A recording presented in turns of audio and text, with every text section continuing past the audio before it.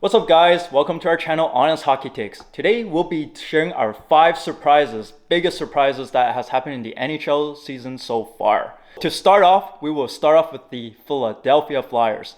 Philadelphia Flyers have started the season 3 wins and 1 loss. And they just came off of a back-to-back loss against the Florida Panthers, where I thought they played really well. They just had a backup goalie, and they just had a really tired group in my mind.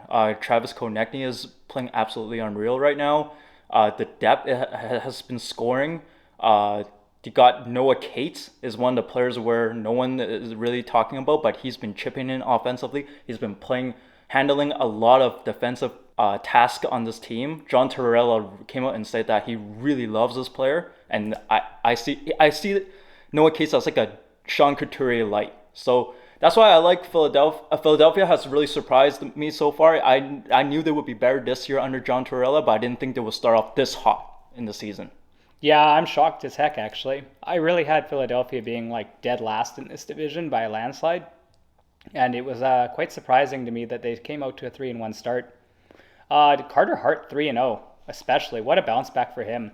He always had the potential, but we always never got to see him really live up to it. But it's looking like he has the potential to do that this year. So I'm excited to see how the rest of this year goes. Yeah, in yesterday's game, I watched against Florida Panthers. Zach McEwen has been very aggressive. He's been very physical. I love that about him. James Van Riemsdyk has looked good and playing and knowing how John Tortorella likes to play his teams.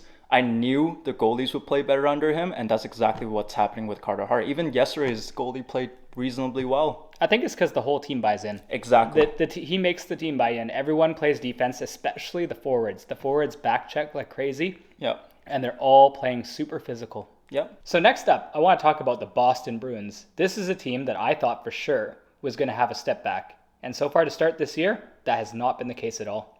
They've started 4-1, and they can't stop scoring goals. This offense is unreal. Like They are. it's not even just like the top line of Pasta and Bergeron. They're doing it with their depth players, and it's really unexpected. Guys like Charlie Coyle and Nick Foligno and stuff like that you wouldn't expect. As well as they're doing all of this without Marchand and Charlie McAvoy and Grzelcyk on this team. It's really just Mind blowing. Yeah, and on top of that, David Krejci. He was one of the guys I talked about in the previews, in the season predictions, that I just feel like he wasn't.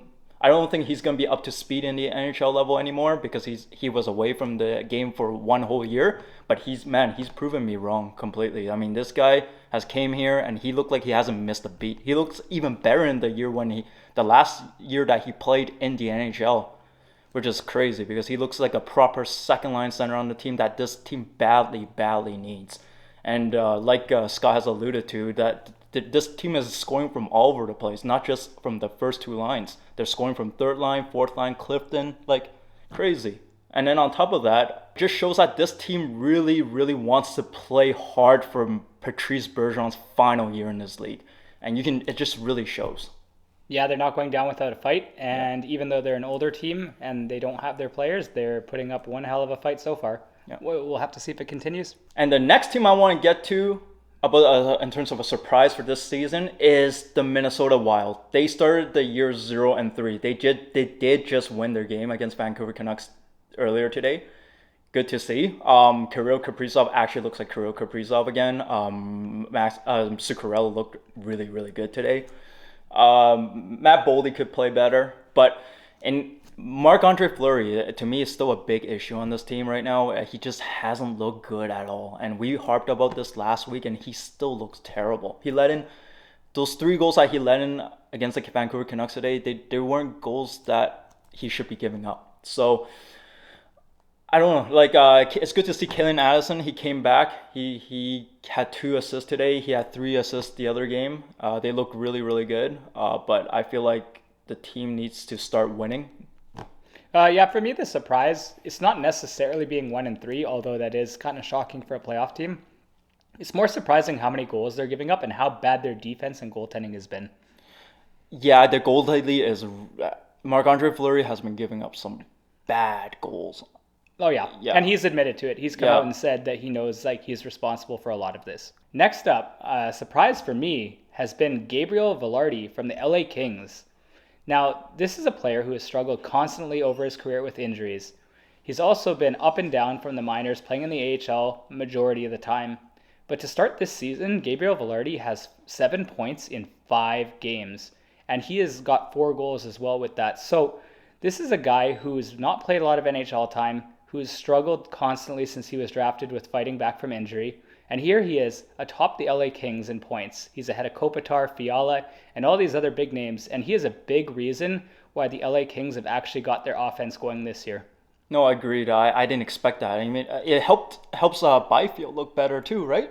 Because he's playing on a line with Byfield.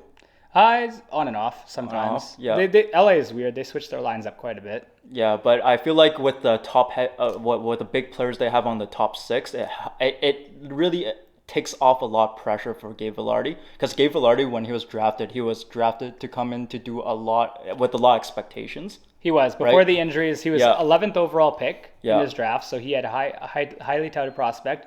But on top of that, what's impressing me the most about right now how well he's doing is he's doing it in only 16 minutes a game. And he's still putting up those numbers. Like he's being very efficient with what he's doing. Yeah, it's good to see that he's finally, the coach is finally putting him into situations where he can actually succeed. Yeah, rather than burying him on the 4th line or in the AHL. Yeah, and it's also good that he's playing on a team where there's a lot of guys in front of him that can play a lot of good hockey, where he doesn't have to be the guy, right? Yeah, at least he has Danault, he's got Danault, Kopitar, Arvidsson, Fiala. He's got all these big name players. It eases him into the role. Yeah, he's like a Lafreniere in the playoffs last year, where he was good playing on that 3rd line role. It's pretty much the same thing here. Yeah, I don't think it's going to continue at this pace because this pace is kind of unsustainable. It's not sustainable. But if he could be like a 55, 60-point player and be in the middle 6 for this team's offense would look pretty decent. Yeah. Yeah, and going from one player to the other, surprise would be Rasmus Dahlin, which is one of our breakout candidates. He just broke a record of having the longest scoring streak being a defenseman to start out the NHL season, which is crazy. Yeah, Even when you watch how he plays nowadays, he just looks so much more smooth. He looks very confident with the puck. Way more aggressive, yeah. Way more aggressive. He's shooting that puck like crazy.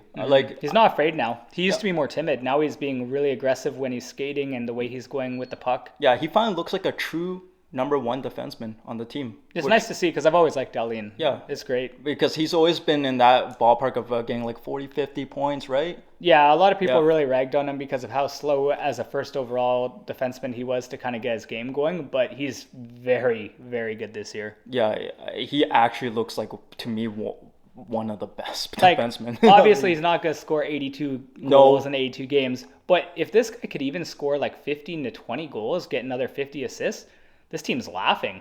Their offense is looking a lot better this year, so that'd be huge. Yeah. Just Buffalo in general too. Like, good on Buffalo. They're beating Calgary the last time I checked. So yeah, I know they beat Calgary. So they beat Calgary. They're 3-1 to start the season, and a lot of that is Rasmus Dahlin. Oh, surprise, surprise! But especially with those 2 goalies, oh my goodness, that's crazy. It's a miracle. It's a miracle. But yeah, I think that's all we have for today in this video about our top 5 surprises that we have so far in this. And to start out the NHL season, but we will see you guys very, very soon in the next video. All right, take care, guys. Take care.